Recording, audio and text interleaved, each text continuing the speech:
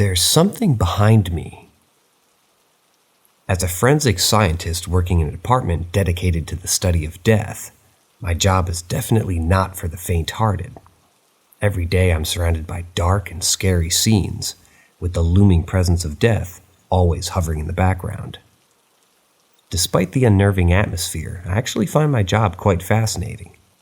My department is the largest one in the entire building, with numerous laboratories dedicated to different things. Strangely enough, there are only 2 other people who work in this department besides me, so most of the time I find myself alone in this big, creepy space. And it was a typical Tuesday last week when I arrived at work. As usual, I was the first one there. My day started off with analyzing body fluids, such as blood from the deceased. I picked up the files of the unlucky ones and headed to the storage room where we store the body fluids. However, as I made my way there, I couldn't shake the feeling that something was off. There was a sense of unease in the air that was unlike any other day, but I had work to do, so I pushed the feeling aside and continued with my task. I found the body fluids I needed, and I returned to the laboratory.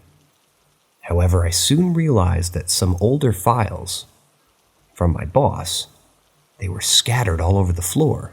Someone had thrown them down. I picked them up and wondered if I had done it by accident. But then a strange feeling returned, stronger than before. It made me nervous, but I tried to focus on my work. And as I analyzed the body fluids, things got weirder and weirder. I heard footsteps outside the laboratory, and then behind me. I could sense that someone was standing behind me, but when I turned around, there was no one there. I closed my eyes and I tried to calm down. Over the years, I've had my fair share of creepy encounters, but I was still scared and nervous whenever something new happened. I could feel that whatever was behind me was watching me and the work I was doing, and then all of a sudden I felt the cold breath of something on my neck. It was so close that I could almost feel its lips brush against my skin. I wanted to run, but I couldn't move my legs. The whole experience felt like hours, but eventually the thing disappeared and I was able to relax.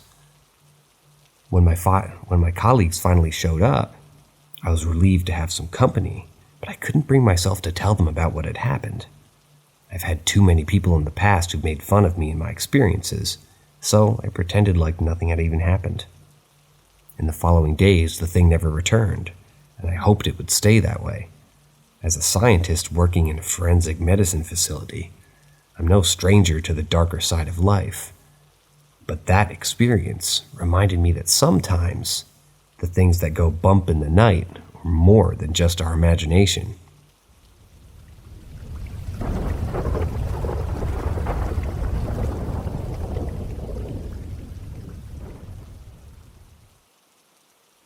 Organ music. Let me share with you the intriguing tale of my fiancé's childhood, an eerie experience that has captivated my curiosity. According to her recollection, this peculiar incident occurred when she was just a tender soul, somewhere between the age of 6 and 8. And during those youthful days, she resided with her parents in a modest apartment nestled beside an ancient church, a place they frequented quite often. While neither my beloved nor I adhere to any particular religious inclination, she, as a child, found herself drawn to the enchanting allure of the organ music emanating from within the church walls. To her innocent ears, it held an aura of mystery, beauty, and fascination, unlike anything that she had encountered before. But destiny, it seemed, had a different plan in store for her. Several years later, in the dead of night, she was abruptly roused from her slumber by an unsettling sound.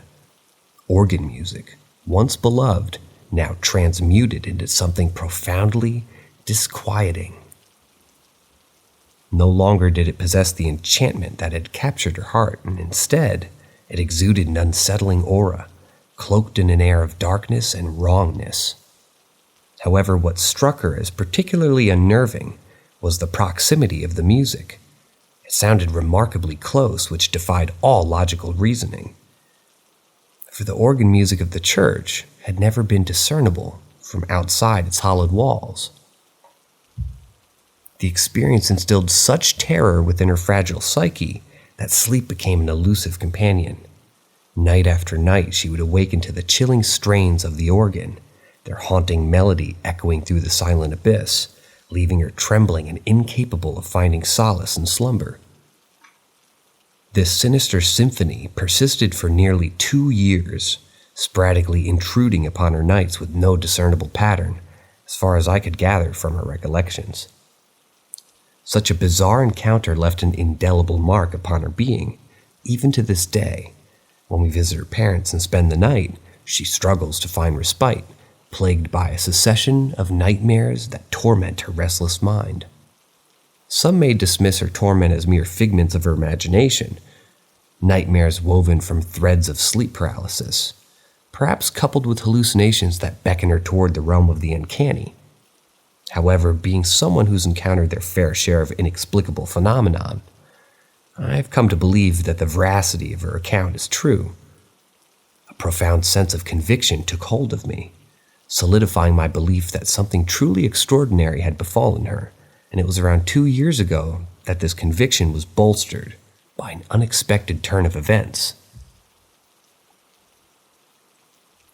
During a family gathering she arranged, I had the opportunity to meet one of her cousins, a person who had, in fact, experienced a similar occurrence. Engaging in conversation, we ventured into the realms of the inexplicable and exchanged tales of our strange encounters to each other.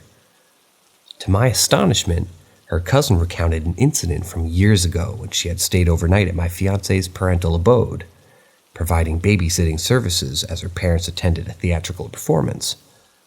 In the depths of the nocturnal hours, her cousin abruptly awoke, seized by panic as a piercingly loud and disconcerting organ music filled the air. Astonishingly, this unholy symphony persisted for almost an hour, intermittently punctuated by a chilling, barely audible laughter. Engaging with someone who had endured an identical experience only served to heighten my fascination and validate my belief in the authenticity of these otherworldly occurrences. Thus, while I have yet to have the pleasure, or rather the chilling fortune, of personally hearing the haunting strains of that ominous organ music when we visit her parents, my curiosity remains steadfast. I yearn for the day when fate will deem it fitting for me to bear witness to this melody of the otherworldly organ. My inquisitive nature drives me to unravel the mysteries concealed within the walls of that ancient church. What lies behind this phenomenon? Is there a rational explanation or something far more extraordinary at play? Driven by my insatiable curiosity, I've delved into countless books, manuscripts, and scouring the annals of history for any semblance of information that might shed light on this inexplicable occurrence. The tales of haunted churches, restless spirits, and the supernatural phenomenon have only fueled my determination to uncover the truth.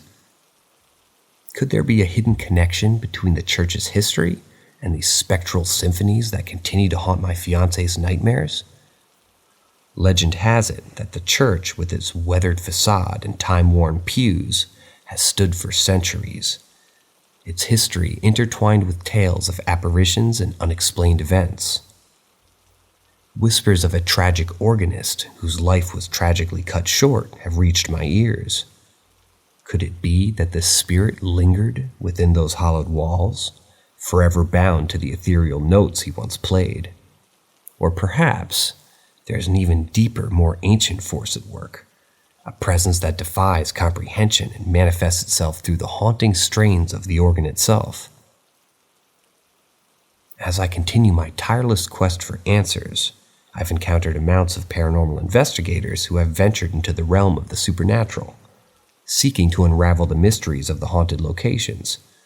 Their stories and methods inspire me, igniting a glimmer of hope that one day, armed with technology and knowledge, I may explore the depths of that church in search of the elusive source of this spectral music. In my heart, I yearn for the day when I can accompany my beloved to her childhood house, where we will once again spend the night under the watchful gaze of that mysterious church. I long to witness firsthand the unsettling melodies that have plagued her dreams, to immerse myself in the atmosphere that has left an indelible mark on her soul. I am prepared to document every creaking floorboard, every whispered breath, and every shiver that runs down my spine in the presence of that ethereal symphony. For it is through this journey that I hope to find not only answers, but also solace for my fiancé, who's carried the weight of this enigma for far too long. Together we will confront the unknown, united in our shared desire to unravel the secrets that lie hidden within the walls of that old church. And whether we find rational explanation or discover ourselves entangled in a world beyond our understanding, we shall face it with courage and unwavering determination. So I patiently wait, yearning for the day when the fate will align and the stars will grant me the opportunity to delve into the heart of this particular enigma. And when that day comes, I will embrace it wholeheartedly, ready to face the chilling melodies that have haunted my fiancé's past, and perhaps unravel a tale that will be etched into the annals of our own history.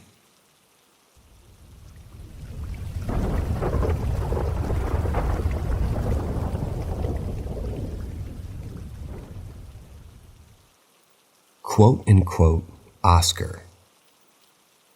When I was growing up, my grandpa used to tell me this creepy story that happened to him when he was around 23 or 24 years old. At the time, he was in the middle of his studies in demonology, chemistry, biology, and physics. One day, a professor that he admired asked him if he wanted to do some research with him, and a few other students at home of the family that had reached out to him as well. My grandpa was thrilled to join the group. After weeks of preparation, they finally visited the family at their home, which was a big and beautiful house suitable for 4 people, with so much space for 2 children as well. During their talk, the parents and the team of my grandpa told the whole story of how it all started. They had been living in the house for almost 10 years when their 8-year-old daughter began to see things and talk to the air. At first, the parents thought it was her imagination, and those things that she talked to were invisible friends, but it got weird. The daughter became more and more scared of something. She couldn't sleep very well either and had nightmares, and often asked her parents if they could make her child go away. At first, the parents thought that her brother was behind everything and was just annoying the sister, but he denied it every single time. Every day it became worse too. The daughter didn't want to be alone anymore because she was too scared of the child, quote unquote. Their son also began to experience things. He heard whispers and his toys began to disappear and appear again completely destroyed. In some nights, the family was woken up by a loud banging and other noises, but they couldn't find the source of the noise itself. They were all too scared at this point, and there was one night that they couldn't forget. The family was asleep, and the kids were in their rooms, the parents on the couch in the living room, and out of nowhere, all the doors in the kitchen began to open. The dishes in the cupboards were thrown out with violence, according to the homeowners. They could hear several footsteps running through the house, and the children also woke up. The whole family was in fear and immediately left the house. When they returned, most of the kitchen was destroyed, as well as a few things in the other rooms of the house.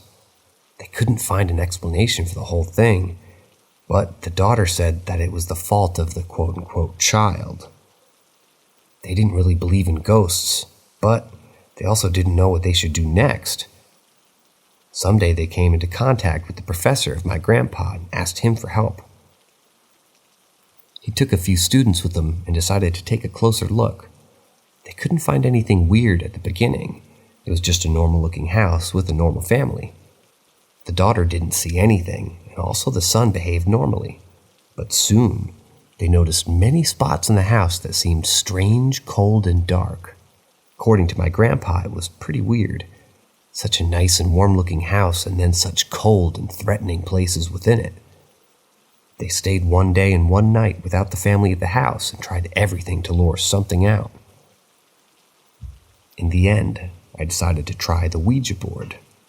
They prepared and did everything to protect themselves, and when the night came, they started the session. My grandpa wrote that it took almost 2 hours till something happened. At first, it started slow. They asked normal questions, and the answers were very unspectacular too. But But then it got weird and confusing. The being that they contacted named itself Oscar.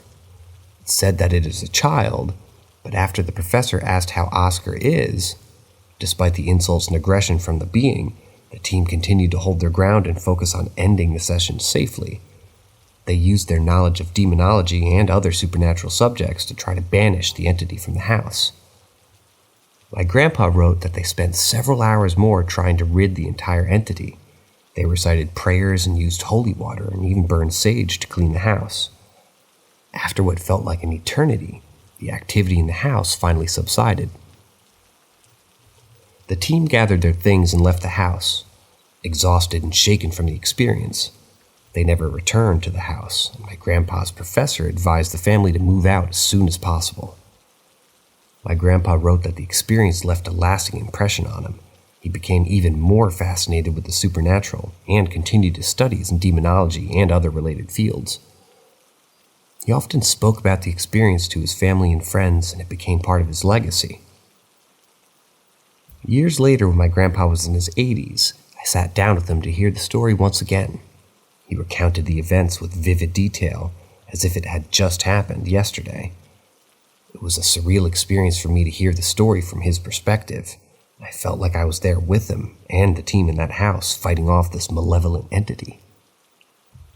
In the end, the experience left me with a newfound respect for the supernatural and the dangers that come with delving too deep into the unknown.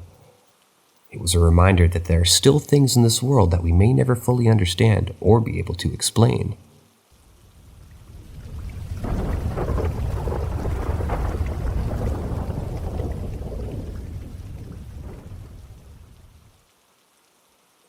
The Black Widow.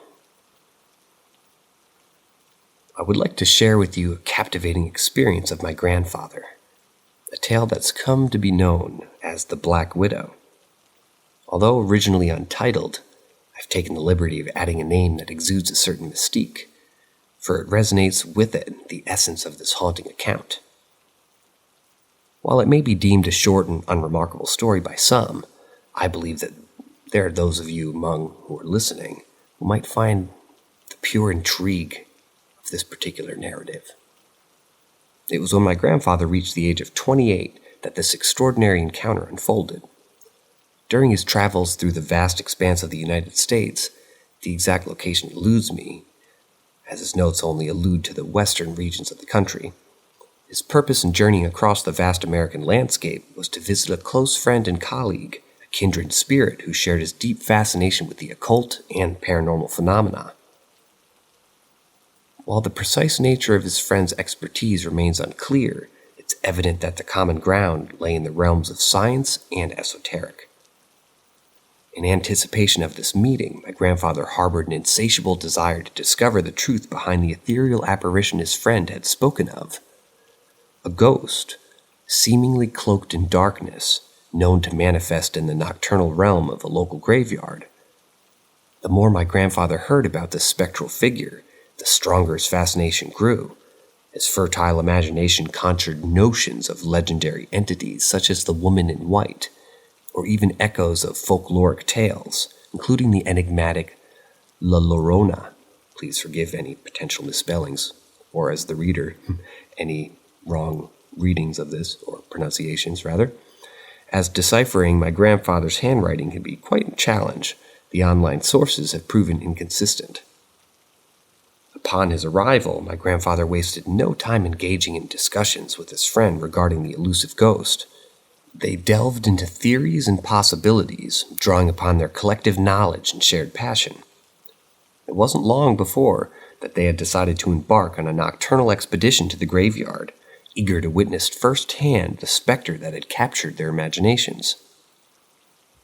As they ventured into the heart of that sacred burial ground, my grandfather described an atmosphere fraught with an indescribable darkness and heaviness. The weight of the night seemed to cast a pall over the endeavor, as if the very essence of the place rejected their presence. Undeterred, they spent countless hours among the tombstones, scanning the darkness for any sign of the enigmatic apparition. Yet, despite their tireless vigilance, the first few nights proved unfruitful, devoid of any encounters. Yet it was on the fourth night that the ambiance of the graveyard underwent a sinister transformation, sending shivers down their spines. The air cracked with an eerie energy that instilled a momentary hesitation within their intrepid souls. Both my grandfather and his friend summoned their courage, steeling themselves for what lay ahead. The night held a foreboding air unlike any that they had experienced before. As they pressed forward, each gravestone held the potential for a lurking threat, the unknown lurking in the shadows. And then they reached a pivotal juncture, a spot where the darkness seemed to converge, its depths appearing more profound than the very night itself. In the distance, my grandfather discerned a figure, a woman draped in a pitch-black dress. This apparition stood motionless, emitting an aura of cold malevolence that permeated the surrounding air. It was the embodiment of their expectations, an entity that seemed to have materialized from the very fabric of their fears. Spellbound and paralyzed by terror, they dared not make a sound or movement. My grandfather, driven by a mix of curiosity and dread, attempted to draw nearer, but found an unseen barrier blocking his path. It was as though an impenetrable wall, an invisible force field, stood between my grandfather and the mysterious figure in the black dress. Despite his desperate attempts to overcome his trepidation and inch closer, he found himself thwarted by an unyielding resistance, as if the very fabric of reality had conspired against his advance. In that harrowing moment, my grandfather's fear reached its zenith, threatening to shatter his sanity. The presence of his friend beside him provided a faint anchor of reassurance, reminding him that he wasn't alone in this otherworldly encounter. Together, they stood in silent awe, unable to tear their gaze away from the enigmatic entity that commanded their attention. As time stretched on, every passing second seemed to elongate into an eternity. The oppressive atmosphere of the graveyard bore down upon them, intensifying the sensation of being watched by unseen eyes. The weight of the unknown pressed upon their shoulders, leaving with them a profound sense of vulnerability.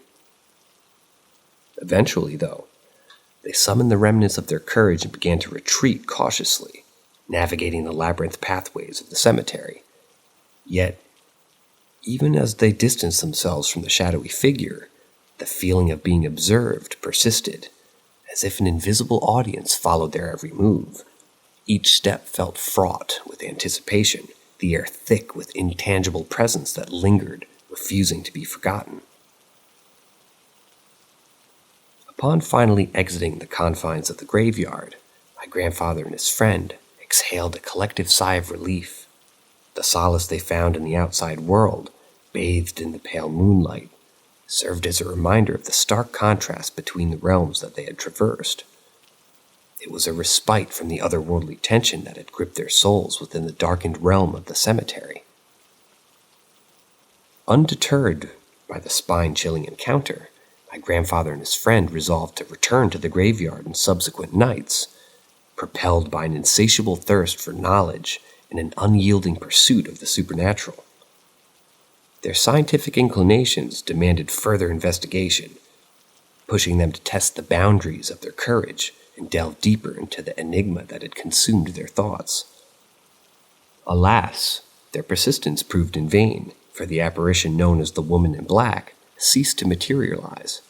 Nights turned into weeks and weeks into months, but the haunting specter remained elusive, retreating into the recesses of the unknown.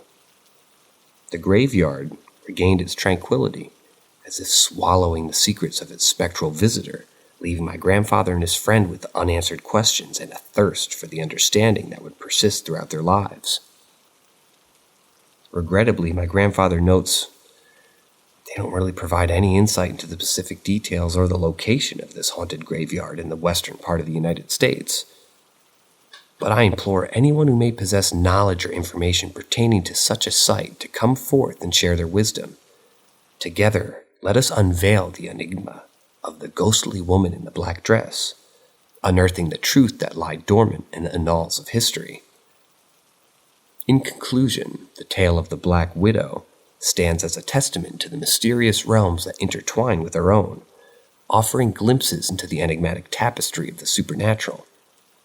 May we continue to explore the uncharted territories of the paranormal, guided by an insatiable curiosity that fuels our pursuit of knowledge and understanding, and perhaps one day the secrets of the woman in black and her haunted domain will be unveiled, allowing us to piece together the fragments of a puzzle that has captivated the imaginations of countless seekers of the unknown.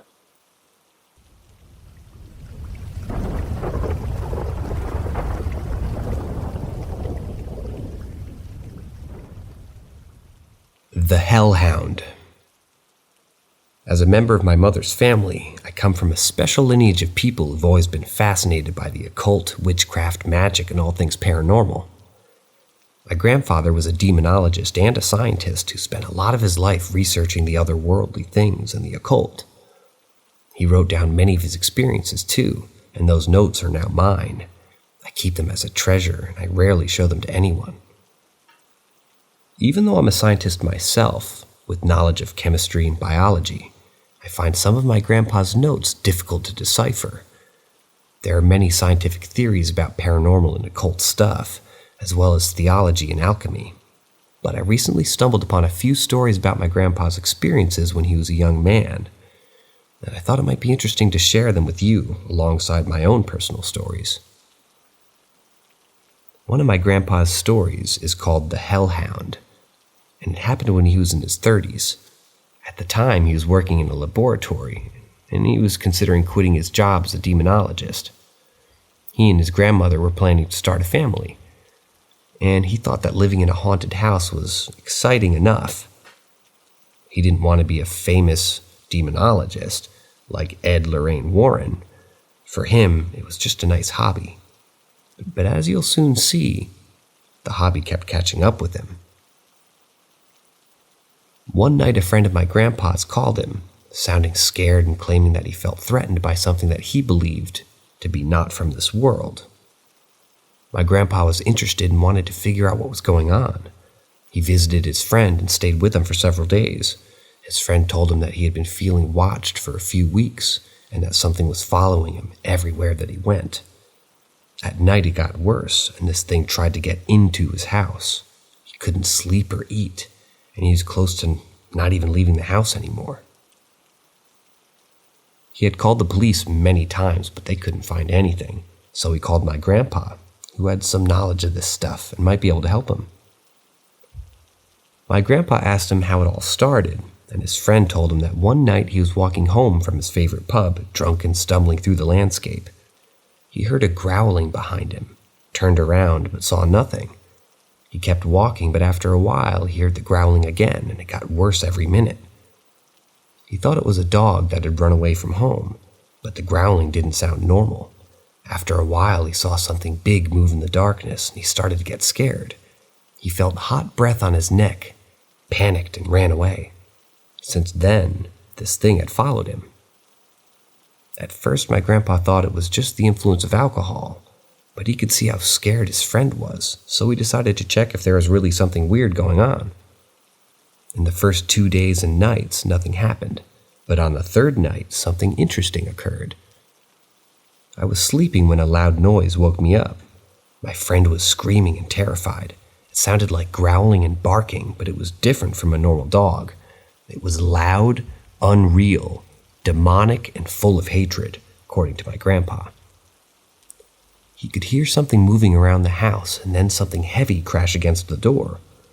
My grandpa thought that he and his friend were going to die that night, but after the crash, the thing disappeared. My grandpa searched the surroundings of the house for any tracks, but he found nothing. He then went to the nearby village and asked the people if they knew any good places to stay for the night. The villagers recommended a small inn on the outskirts of the village, which they said was clean, comfortable, and reasonably priced. Feeling relieved, the traveler made his way to the inn and checked in for the night. The innkeeper greeted him warmly and showed him his room, which was small but cozy. The traveler was grateful to have found such a welcoming place to stay, and he settled in for the night. As he lay in bed, the traveler thought about his long journey and all the sights he had seen along the way. He realized that even though he had been traveling for so many days, he had never felt alone or lost, thanks to the kindness of strangers who had helped him along the way. Feeling grateful, the traveler drifted off to sleep, knowing that tomorrow would bring more adventures and more opportunities to experience the kindness of others.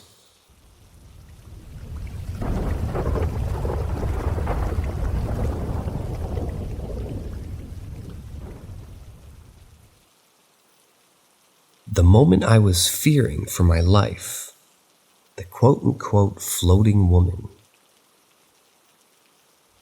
I've always been afraid of deep water, ever since I was a child. And the first time I stood on edge of a swimming pool, I felt the sense of fear that never left me. There was something about the water that always seemed to threaten me, no matter how many times I tried to conquer my fear. When I was 12, I had a reason to be even more afraid of deep water. It was the end of summer and my mother had just gotten a job after a long period of unemployment.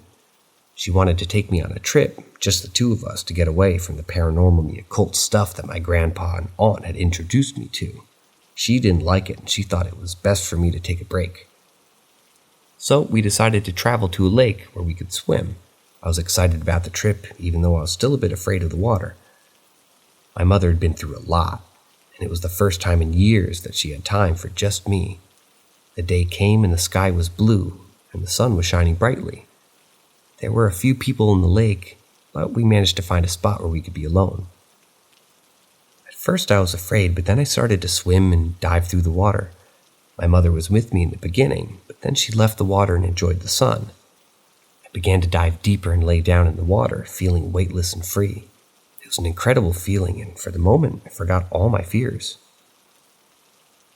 However, if you're really afraid of something, sometimes your fear can strike back when you least expect it. I was floating underwater for a long time and I wanted to swim to the surface to get a breath of fresh air, when something grabbed my wrist very tightly. It hurt so much that I panicked. When I looked around, I saw a woman who looked terrified.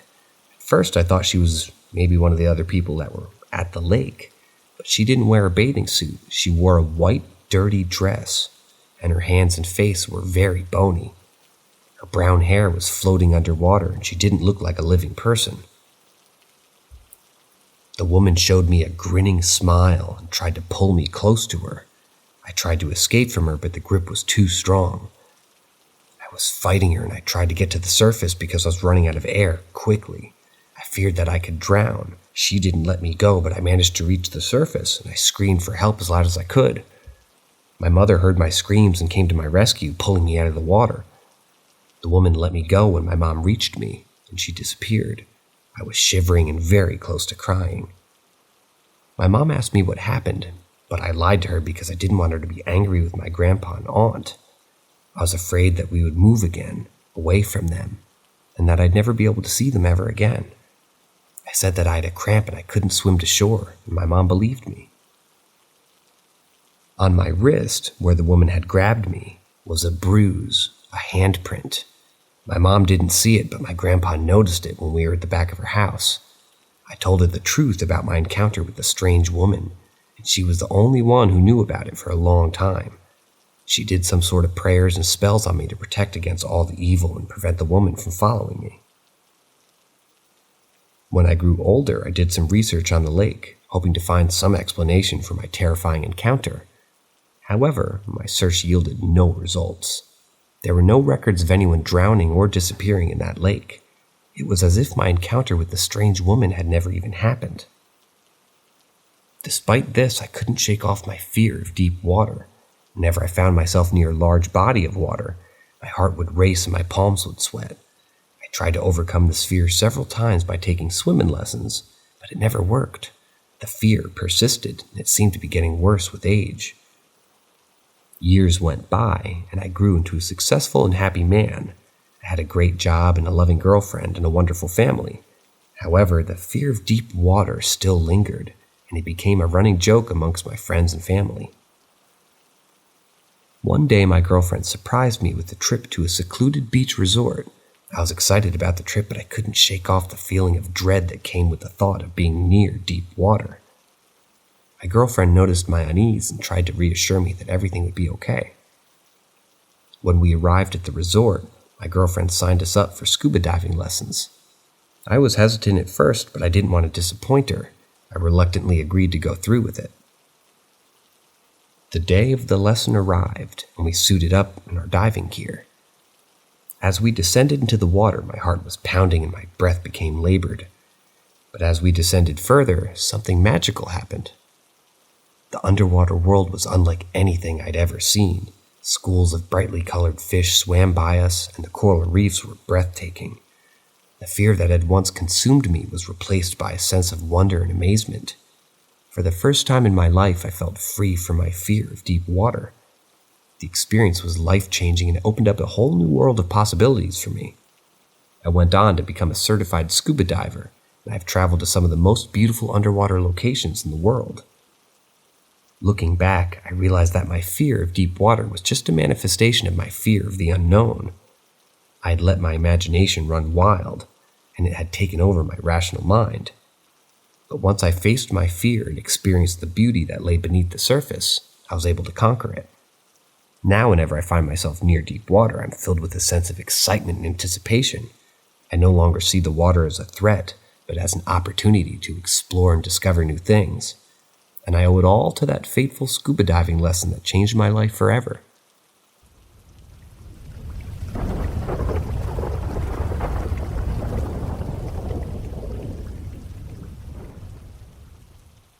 Two short stories, The Doll and The Bells. I'm going to begin with the story of The Doll, which took place when I was 18 years old. It was a memorable occasion, as it coincided with my birthday, and it was orchestrated by my girlfriend, who had planned an adventurous exploration of a haunted abandoned location. Our shared love for all things eerie and macabre made this excursion a romantic and thrilling endeavor, particularly given our youthful enthusiasm and limited financial resources at the time. My girlfriend, being unfamiliar with such investigations, expressed a certain level of nervousness, well aware of my uncanny ability to stumble upon peculiar situations, often inadvertently. I reassured her, drawing from my experiences of visiting various forsaken places, both haunted and mundane, assuring her that most of the time nothing out of the ordinary ever occurred.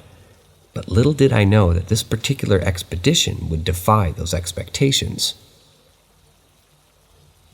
The lost place we sought to explore lay deep within the heart of desolation, nestled amidst the remoteness of its surroundings.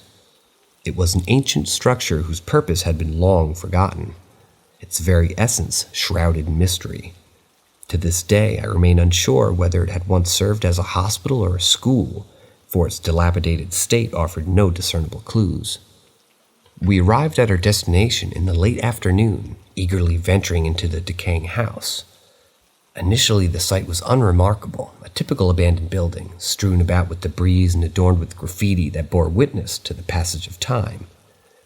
However, our fortune changed as we entered a particular room, where we stumbled upon a weathered and soiled doll, a relic of yesteryear. Though I had an affinity for all things eerie, dolls always held an air of suspicion and unease for me. There was an inexplicable allure surrounding this particular doll, a fascination that compelled us to study it further. Yet, exercising caution, we decided to leave it undisturbed and pressed onward into the depths of the structure. However, before long, my girlfriend began to experience a sudden sense of discomfort. She complained of an unexplained chill coursing through her veins, while I too sensed a dull ache settling within my temples. Attributing these sensations to dehydration, I had neglected to hydrate adequately.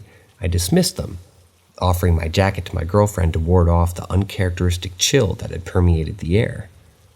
As we ventured deeper into the labyrinth corridors, faint noises reached my ears, a whisper of footsteps in the distance.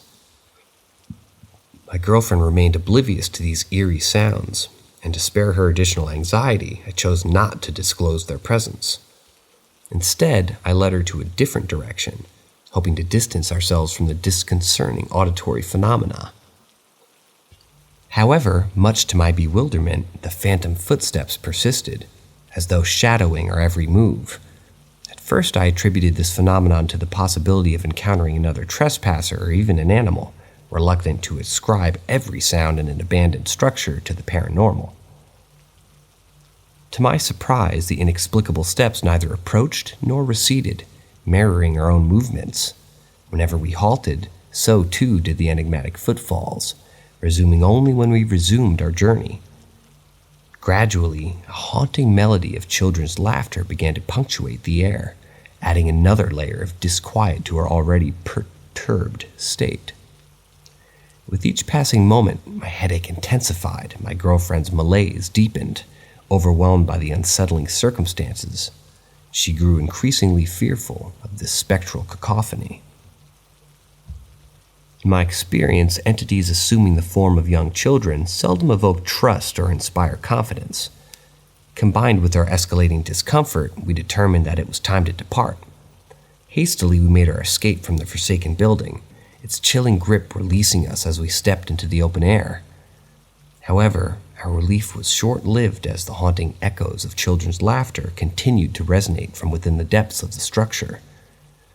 Our physical and emotional states had deteriorated significantly, prompting us to find respite and recover from the harrowing encounter. The further that we distanced ourselves from that eerie place, the more our well-being improved. Gradually, the oppressive weight that had settled upon us began to dissipate. Replaced by a sense of liberation and relief, we vowed never to return to that forsaken building, despite my personal desire to confront the enigmatic doll that we had discovered. The thought of retrieving and disposing of, in a purifying fire, lingered in the recesses of my mind, but the prevailing sense of unease dissuaded me from pursuing that course of action. Nevertheless, the memory of that haunting experience persisted, leaving an indelible mark on both me and my girlfriend. We shared a bond forged in the crucible of the supernatural, forever bound by the terrifying encounter that we had faced together. Now allow me to recount another peculiar incident from my past, which transpired around 4th grade when I was 9 or 10. My school life up until that point had been marred by the lack of popularity, primarily due to my unconventional family background and my eclectic hobbies. Being a magnet for peculiar occurrences, I didn't help my social standing either, resulting mostly in my classmates avoiding any interaction with me. So over time, I grew resigned to their behavior, finding solace in my own solitude, even understanding why they shunned me. As the school year drew to a close, our class embarked on a multi-day trip to a mundane village, a prospect I found rather unappealing, given the company I'd be forced to keep. Our accommodation was a hostel nestled amidst a forested landscape, where we would spend the majority of our time. Sharing a room with 3 others who showed little interest in engaging with me, I resigned myself to an enduring their particular indifference.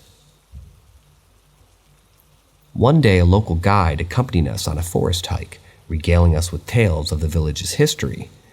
While most of the stories failed to capture our attention, one particular narrative stood out, an account of a long-lost chapel that had once graced the landscape. According to local legend, the sound of bells would occasionally ring out through the night, their ethereal chimes beckoning daring teenagers to test their courage by venturing into the woods. The tale piqued the interest of my classmates, who glanced at me mischievously, their giggles tinged with the hint of mockery. On our final night at the hostel, my roommates devised a plan to sneak out and embark on a nocturnal trek through the woods, ultimately leading us to the very spot where the chapel had once stood. Initially, I felt no inclination to join their escapade, preferring the solitude of our room, but their relentless pestering wore me down, and I reluctantly agreed to accompany them, knowing full well their intentions were rooted in unsettling me. Still, I harbored no fear, confident in my ability to remain unfazed. Through the dense woods we ventured. One of my companions grew increasingly terrified, teetering on the edge of tears. Finally, we arrived at the hollowed ground where the chapel had once stood, and we paused for a few moments, taking in the ambiance of the desolate site. It was then that one of my classmates, overcome by mischievous impulse, directed his taunts and jests at me, an all too familiar occurrence. However, as his words dissipated into the night air, an inexplicable phenomenon unfolded. The distant sound of bells reverberating through the enigmatic night began to fill the air. The melodic chimes grew louder with each passing second, seemingly emanating from every direction as if the very fabric of the surroundings had come alive with their ethereal resonance. It was a surreal and perplexing experience, one that defied logical explanation. The bells seemed to possess an otherworldly quality, a presence that transcended the realm of the tangible. Their harmonious tones wove a tapestry of enchantment, enveloping us in a web of both fascination and trepidation. The inexplicable nature of this phenomenon left us spellbound, struggling to comprehend the surreal symphony that unfolded before us. Fear gripped my companions, their bravado shattered by otherworldly spectacles. Panic replaced their earlier jests and laughter as they recoiled from the haunting tolling that echoed through the night. Yet, amidst the discordant emotions that swirled around me, I found myself strangely captivated by the enigmatic bells. There was a mystique to their resonance, a captivating allure that beckoned me forward, as if a hidden secret lay concealed within their ethereal melody. My curiosity lingered with a tinge of apprehension, but the allure of the unknown proved irresistible. As the spectral chimes continued to permeate the night, I made a bold decision. Ignoring the fear that gripped my classmates, I ventured closer to the source of the haunting sound. Each step felt laden with anticipation. With each stride, the bell's tones seemed to intensify, filling the air with an enchanting fervor. The once unified chorus now took on an almost chaotic symphony, with each bell tolling in its own distinct rhythm, yet somehow harmonizing in a hauntingly beautiful cacophony. As I approached the epicenter of the enchantment, a surge of emotions coursed through me, a blend of excitement, awe, and indescribable sense of connection to something greater than myself.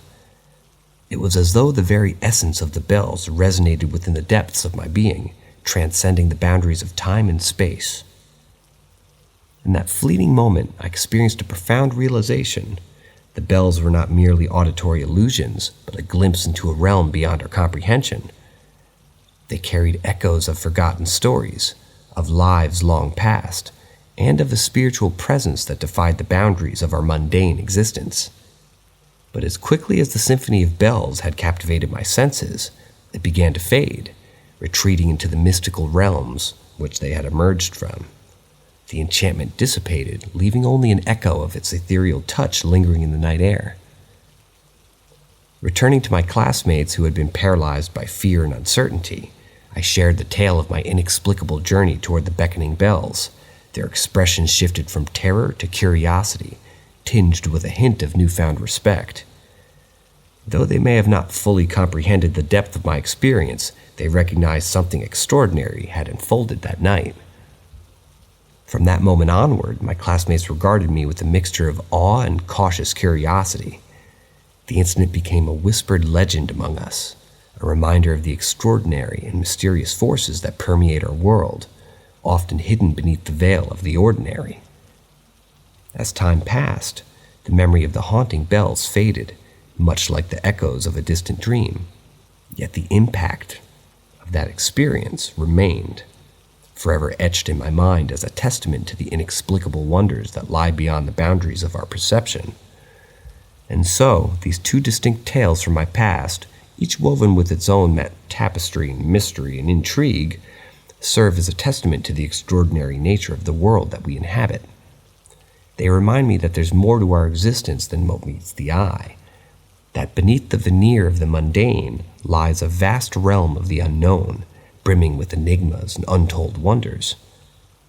These encounters with the supernatural, separated by years and circumstances, have left an indelible mark on my soul, fueling a lifelong fascination with the inexplainable and the relentless pursuit of knowledge. In the wake of these experiences, my perception of the world shifted, as if a veil had been lifted, revealing glimpses of a hidden reality that existed parallel to our own. I became acutely aware of the interconnectedness of all things, the delicate balance between the seen and the unseen, and the profound mysteries that lie just beyond the reach of our comprehension. These encounters also taught me of the importance of trust, companionship, and the strength that can be found in shared experiences. In both instances, I found solace in the presence of loved ones, whether it was my girlfriend during the haunting investigation or my classmates during the ethereal symphony of bells.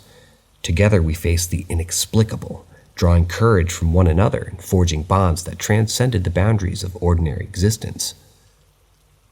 These stories serve as constant reminders that the world is not solely defined by what we perceive with our senses, but by the depths of our curiosity, our willingness to explore the unknown, and our capacity to embrace the unexplainable.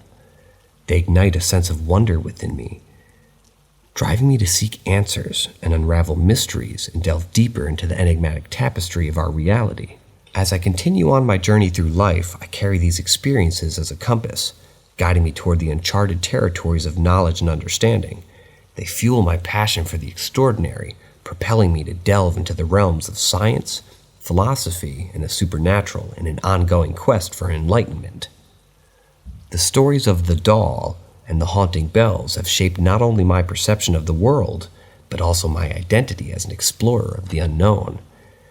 There's chapters of the ongoing narrative of my experience, forever imprinted upon the fabric of my being, urging me to embrace the mysteries that lie beyond and embrace the infinite possibilities that await in an ever-unfolding story of life.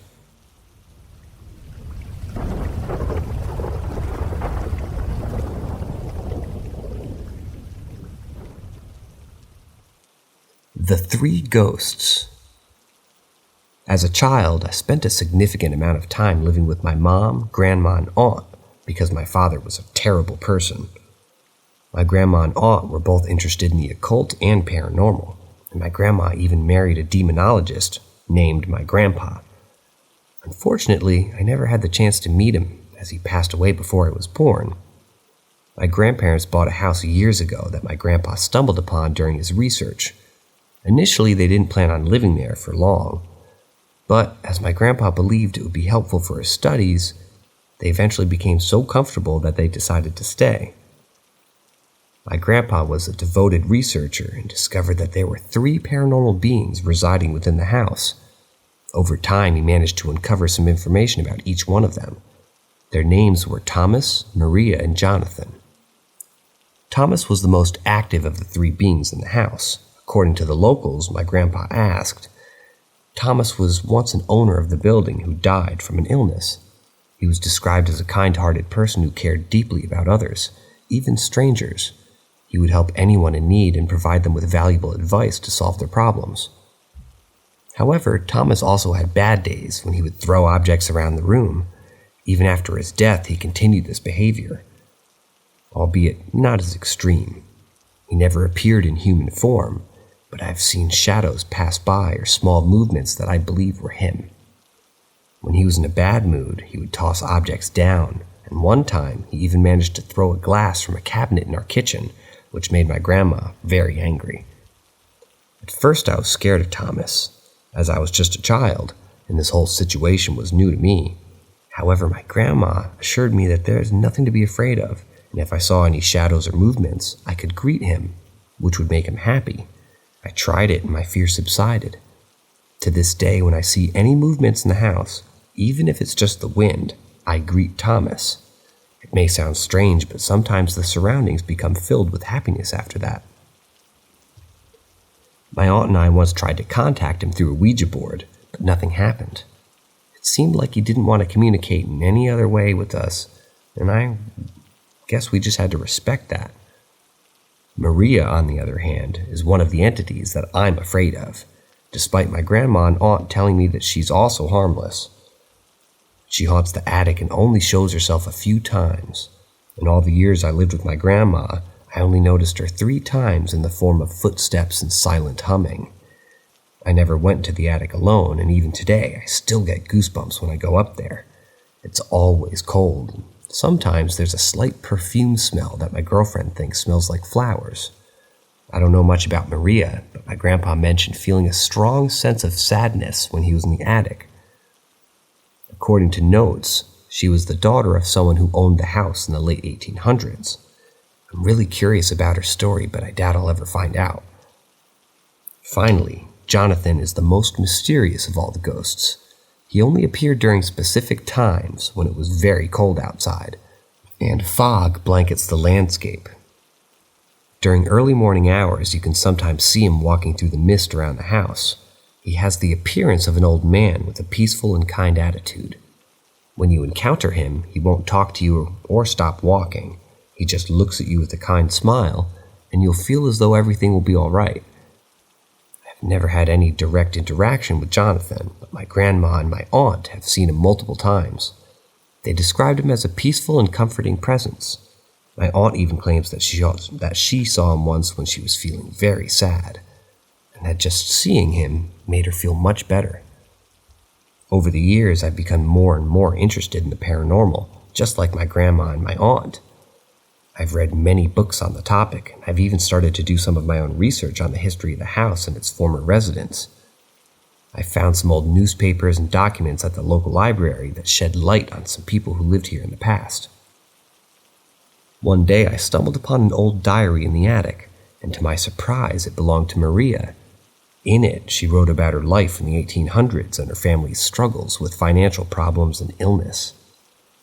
She also wrote about her love for music and how she would often spend hours playing the piano in the attic, which is now where she haunts.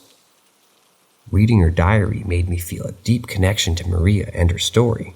It also made me realize that these ghosts are not just scary entities, but they have their own stories and personalities, just like living people. Despite my growing fascination with the paranormal, I've never been able to fully shake off the fear that comes with living in a haunted house. There have been times that when I heard strange noises or seen shadows moving across the room, I couldn't help but feel a sense of dread. But at the same time, I also feel a sense of comfort, knowing that these ghosts are here with us, watching over us and protecting us. And I know as long as I greet Thomas when I see his shadows, and as long as I acknowledge Jonathan's presence when he appears, everything's going to be all right.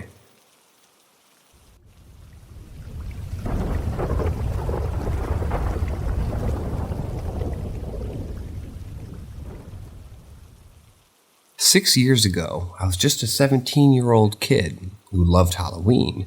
My girlfriend and I had planned to attend a Halloween party that evening. We were both very excited.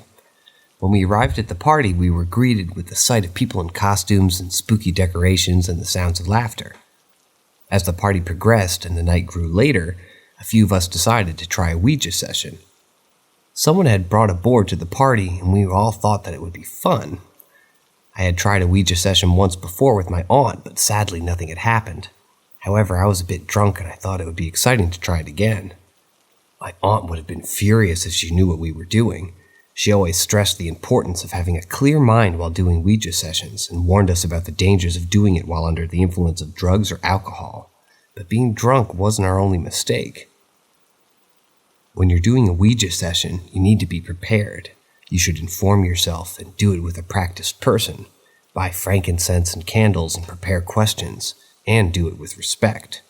You never know what you might bring into the world, and it could be dangerous. In the end, there were 6 of us who wanted to try it. My girlfriend and I, and 3 other girls, and a guy whom I'm going to call Norman for the sake of the story. The Ouija board belonged to Norman, but he had never tried it before. We went into a quiet room so that the other guests wouldn't disturb us. We sat in that dimly lit room, using only 2 phones for light, thinking that it would be fun. I don't remember how long we sat there, asking questions to the board and waiting. 2 of the girls became bored and decided to go back to the party, which was a grave mistake. You should never break the cycle when doing a Ouija session. In the end, it was just Norman, the other girl, my girlfriend, and me who were left trying to summon a ghost. We asked questions repeatedly, and then something happened.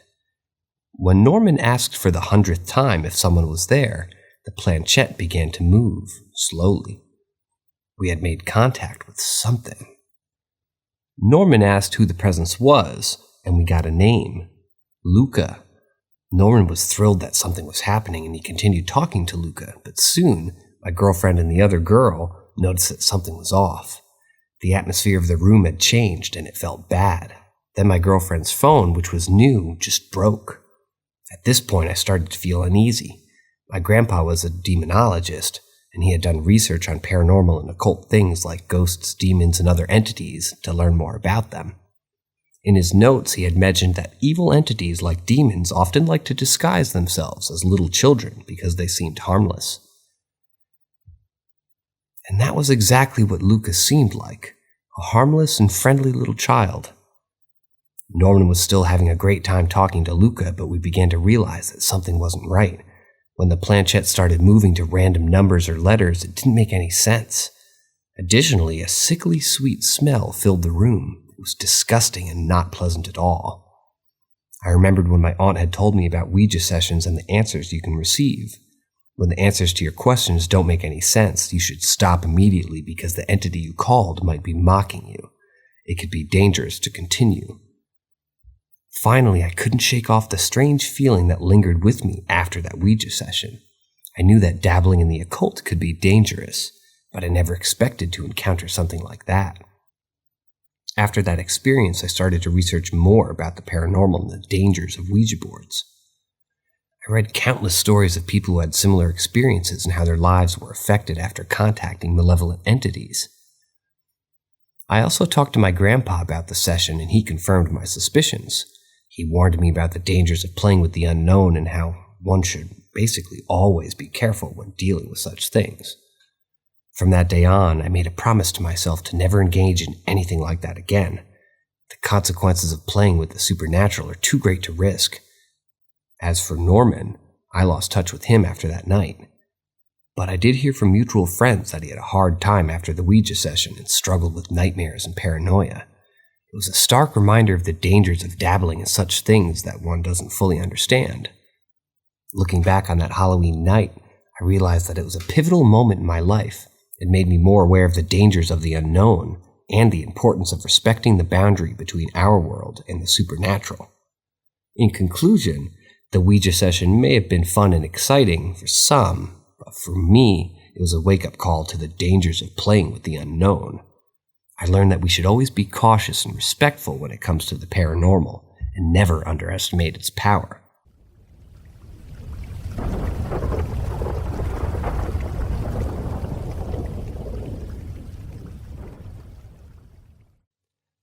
Bodiless screams.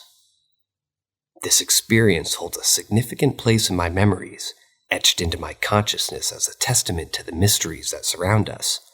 It all unfolded when I was just 14 years old, a time when my fascination with the occult and the paranormal was taking root. Growing up in a family that embraced such esoteric interests, I had already encountered a few inexplicable phenomena, but this particular incident would leave an enduring mark on my psyche. It was during the winter holidays when I received a call from my friends, Ben and Joseph.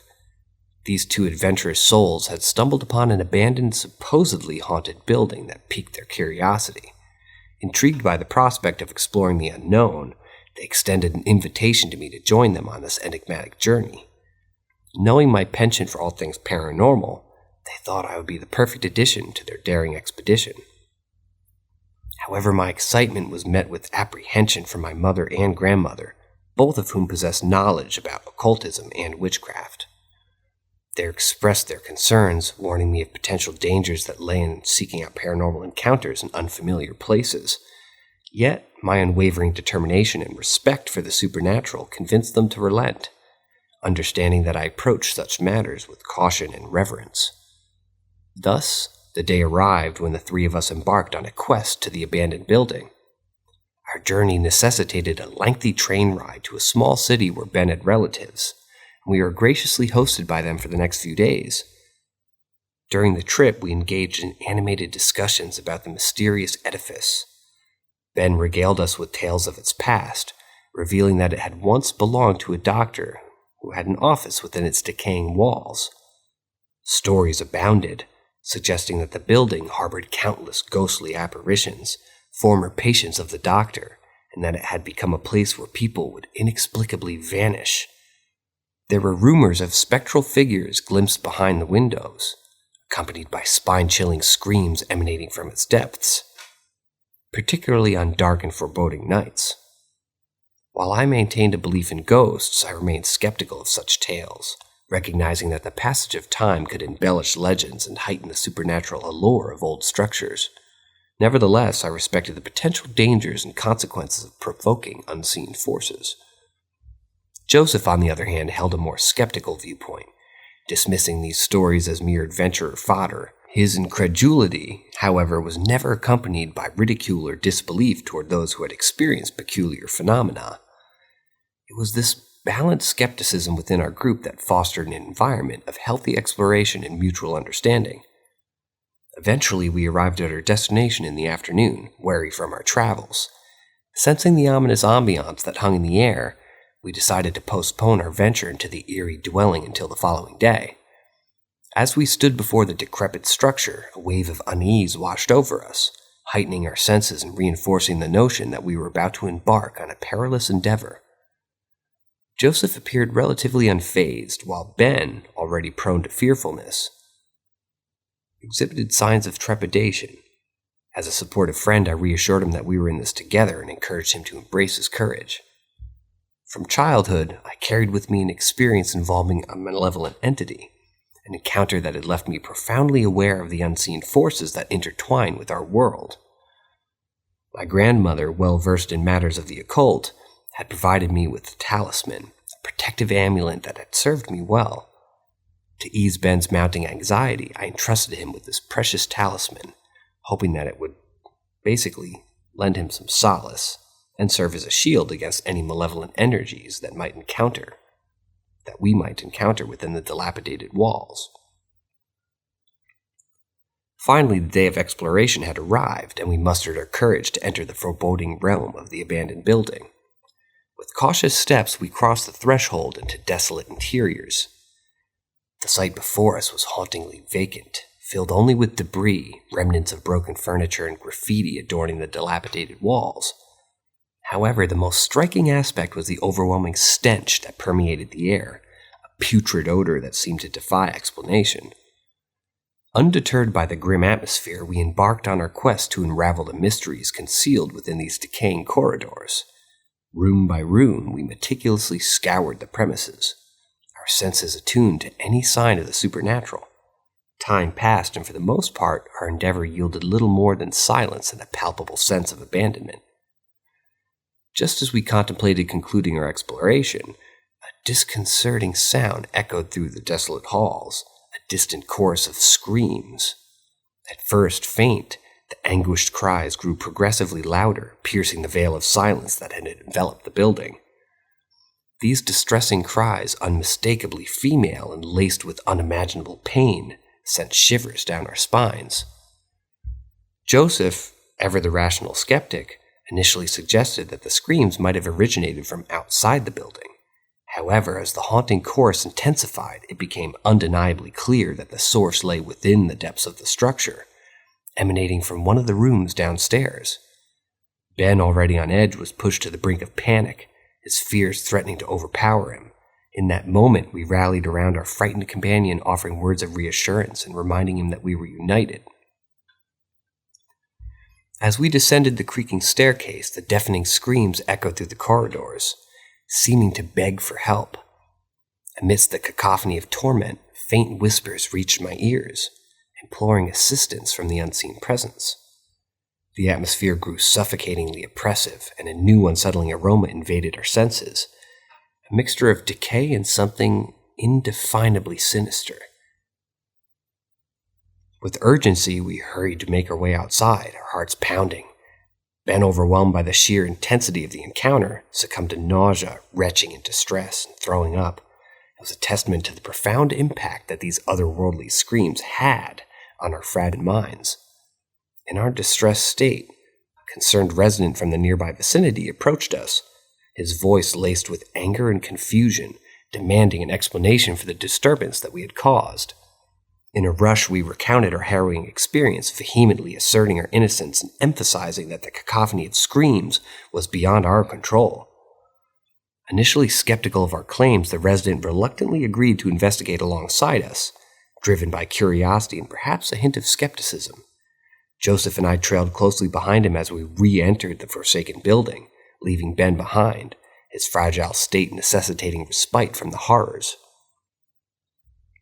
As we traversed the rooms once more, the cries had ceased, leaving an eerie silence in their wake. We searched tirelessly for any evidence that would corroborate our account, meticulously scouring the area for footprints or any sign of an intruder. However, our efforts proved fruitless, yielding no traces of human presence or logical explanation for the bone-chilling screams that haunted us. Eventually, the young resident conceded that such occurrences were indeed rare, and he himself had not encountered anything of the sort before. With the passage of time, the weight of the screams began to dissipate, and the echoes of the past were silenced as the old house met its eventual fate, demolition. We could only hope that with the destruction of the structure, the lingering echoes of torment and the unseen forces that had swayed within its walls would forever be banished. The crew arrived, their heavy machinery tearing down the remnants of the building piece by piece, erasing the physical embodiment of the horrors that we had encountered. As the dust settled and the rumble was cleared away, a profound sense of relief washed over me.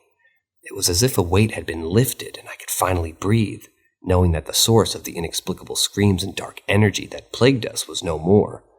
The once menacing structure now lay in ruin, a testament to the transient nature of the supernatural and the power of human resilience. In the aftermath of our otherworldly encounter, the bond between Ben, Joseph, and me grew even stronger. We had weathered a shared ordeal, traversing the boundaries between the known and unknown, and emerged with a profound appreciation for the fragility of our existence and the uncharted depths of the spiritual realm.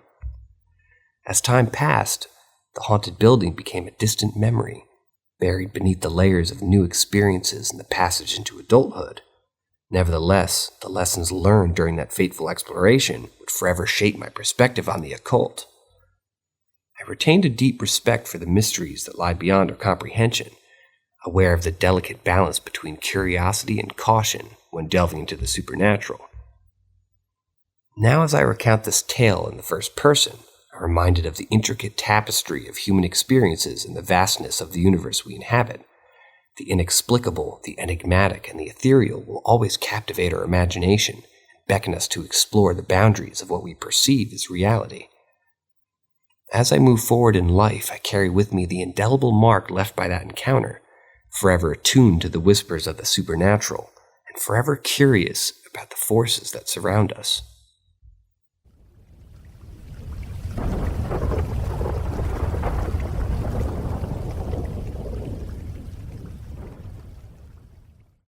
Fairly recent experience, one of many.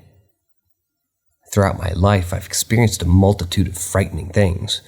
However, one that comes to mind happened just last summer when I was staying at my aunt's house.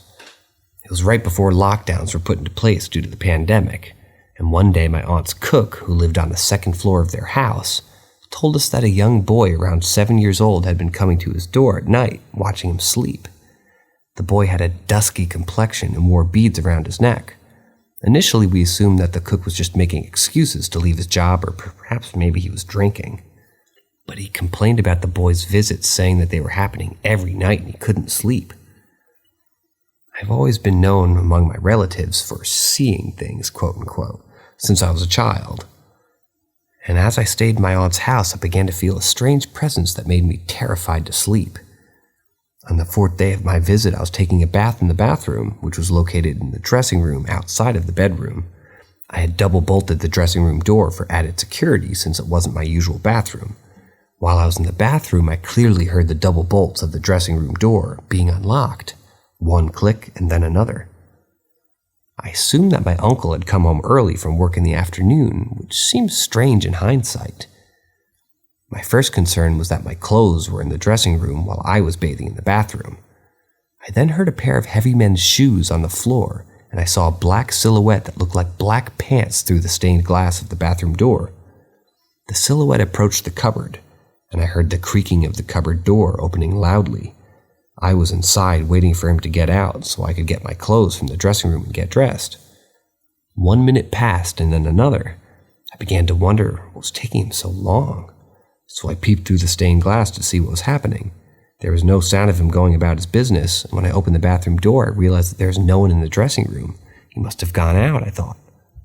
Quickly got dressed, picked up my belongings, and went to open the dressing room door, but it didn't budge. My blood ran cold. The dressing room door was still locked. I opened it by clicking the double bolts once and then twice, and I was confused at this point. Had he locked the door from outside? I went out into the lobby where my sister was watching TV, and I knew the answer before I could even ask her. Did Uncle go in the dressing room? She looked at me weirdly and said, It's 3 p.m. He doesn't come home before 9 p.m, and nobody's home. Nobody even went to the bathroom. I went on and told her about the whole thing, and she was just as shocked as I was. She went into the dressing room and all the cupboards were locked. I swear to God, I told her, that cupboard did swing open with the creaking and all. We called our uncle at his work, but he hadn't left his office and hadn't come home. To this day, I don't understand how something or someone could have opened those double bolts, come in, opened the cupboard, and then left while everything was locked and there was no one home. The very next day, my sister and cousin were watching TV at midnight, and they felt a strange presence behind them, and they heard the stove in the kitchen being switched. I ran upstairs to my aunt's room where my cousins were sleeping to tell them what had just happened. They were both scared and didn't want to be alone, so we all decided to sleep together in one room that night. I felt uneasy all night and couldn't sleep a wink. I kept feeling like someone or something was watching me, and I couldn't shake off the feeling. The next day, my aunt called in paranormal investigators to check out the house. The investigator said that there was definitely something strange going on. We were all shocked and scared of the news, but we knew that we needed to get to the bottom of things and figure out how to deal with it. Over the next few days, the investigator conducted a series of tests and experiments in the house. We all watched in horror as she communicated with the spirit through a Ouija board, and even performed a seance to try to contact it directly. It was a nerve-wracking experience, and I could feel my heart pounding the whole time. They eventually determined that there was indeed a spirit in the house, and it was likely a ghost of a young boy who died in the house many years ago. She said that the boy was angry and confused and that he was lashing out at us because he wanted us to know that he was there. We were all terrified by the news, but we knew that we had to do something to help the boy find peace. We contacted a local priest who came to the house and performed a cleansing ritual to try and get rid of the negative energy in the house. We also tried to communicate with the boy and offer him our love and support. Over time, things started to calm down. We stopped hearing strange noises and the boy's spirit seemed to have moved on. We were all grateful. Looking back, I get chills. It was one of the scariest and most intense experiences of my life, but it also taught me the power of the human spirit to overcome the most terrifying of situations.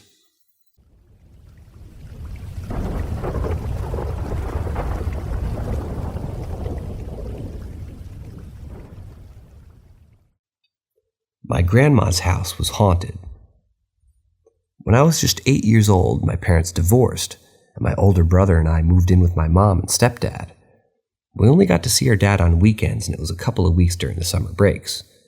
1 year after the divorce, my dad started taking us to our grandma's house because he wasn't great with kids and had no idea what to do with us. My grandma raised my dad as 2 brothers and sister, so she was great with kids. Being so young, I didn't really notice all the freaky things going on in the house or realize how truly freaky they were. Looking back, there were tons of little things that were easily written off and debunked, I guess, though there were just as many occurrences that were harder to do so. My grandma owned a Ouija board, and as a kid, I didn't fully understand how bad those boards could be. I just saw it as a weird thing that my cousins liked to play with that also happened to come with scary stories. But my grandma insisted that the spirit attached to it was good. To be fair, I don't really remember any evil vibes. Terrifying, yes. Evil, not really. I remember my brother using the fact that there was a ghost in the house to his advantage. He used to scare me by saying, "There's someone behind you," and then there wasn't. There was this one time when we were both in the playroom or kid's bedroom playing with my Polly Pockets and his G.I. Joes, and he pointed to the wall next to me and said, "There's a man there." I didn't see anything, and I can't exactly remember if he was tricking me again, but my brother was so insistent that it freaked me out. The house was all one story, no attic, no basement. Though there was a back room that was just as creepy as any basement. It was always dark and the tiled floors were sticky no matter how many times you mopped it. Just the fact that the house was old began to make everything so much creepier. It was absolutely terrifying in the back room. I think that's where the spirit lived.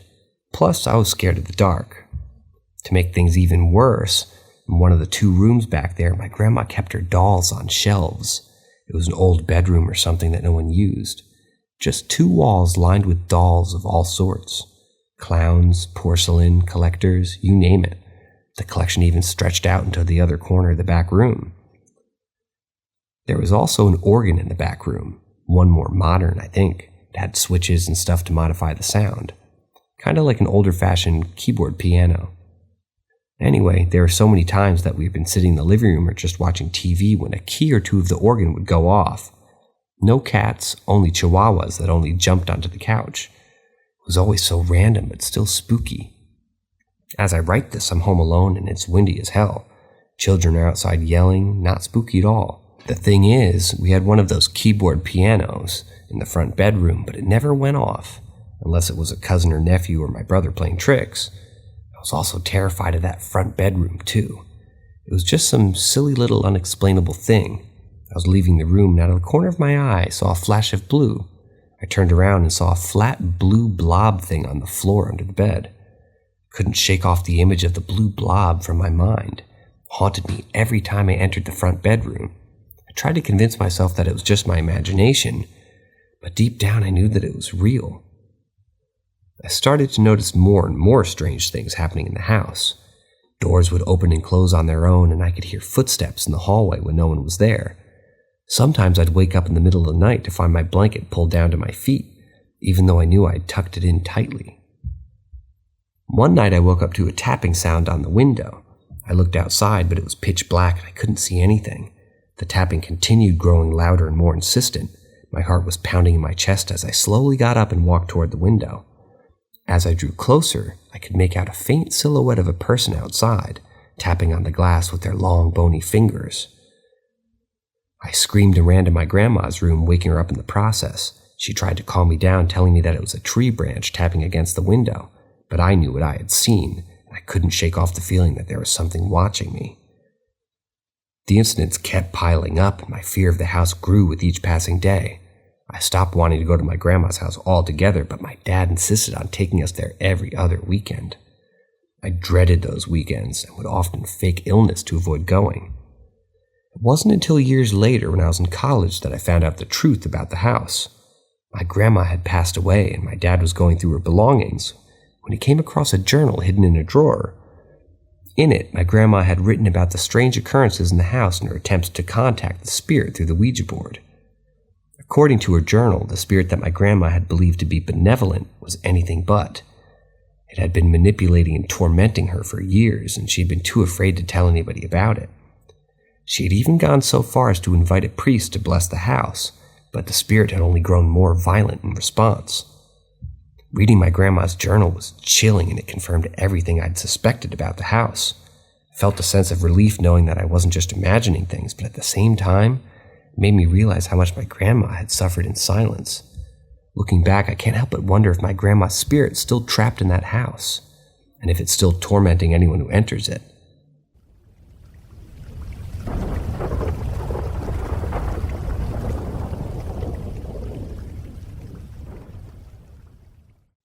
I think my house is a doorway to the spirit world.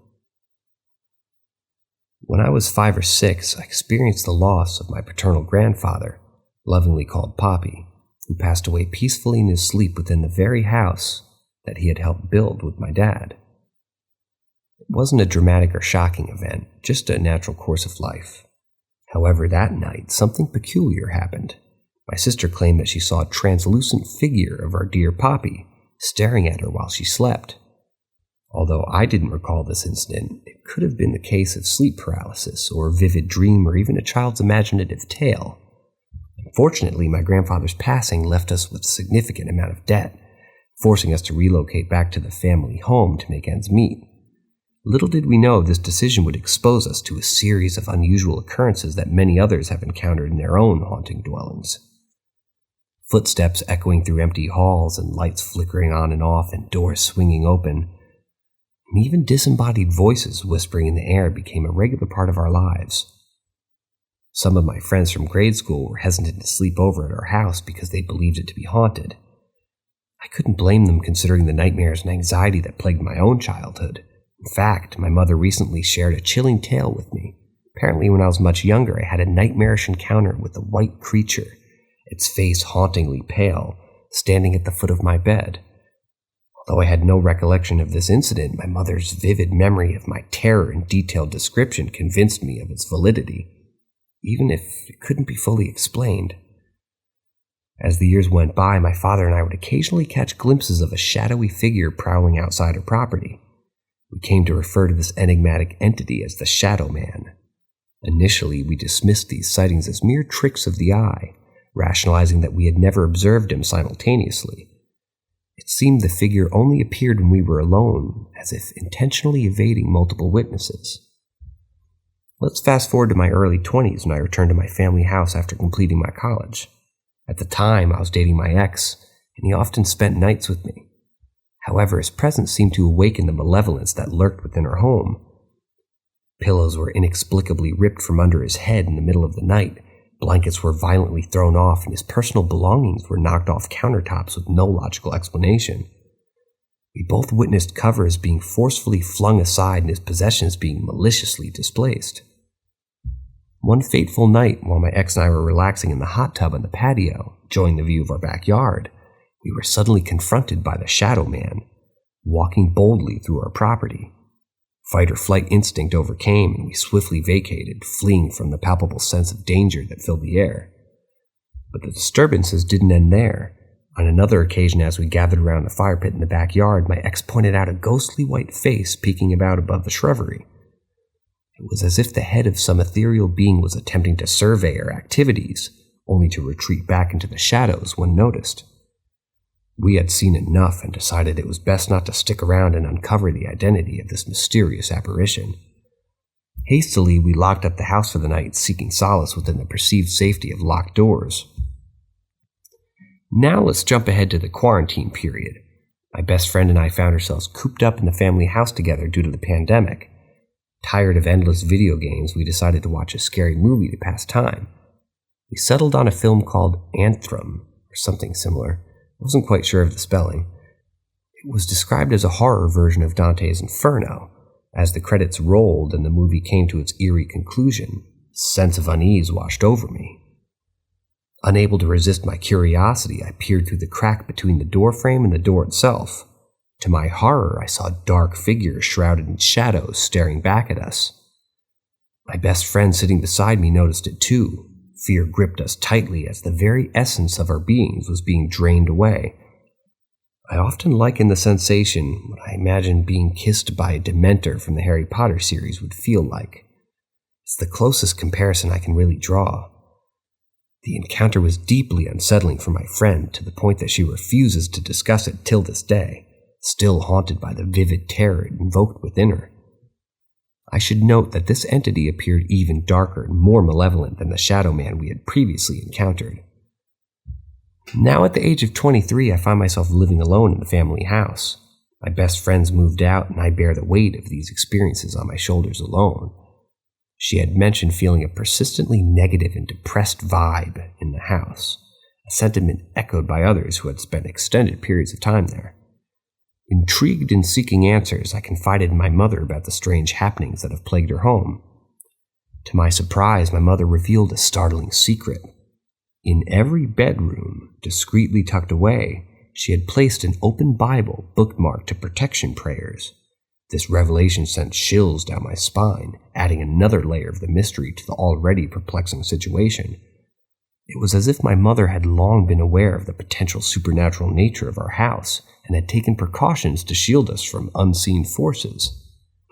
With this newfound information, I couldn't help but wonder if our house, or perhaps the entire property, held some kind of portal or connection to the spirit world. I know it might sound far-fetched, but the series of events and shared encounters with otherworldly entities have ignited my curiosity. I'm left wondering if anyone else has experienced similar phenomenon. hoping to find solace in shared stories and perhaps even uncover the truth behind the unsettling presence that's lingered within the walls of our family home.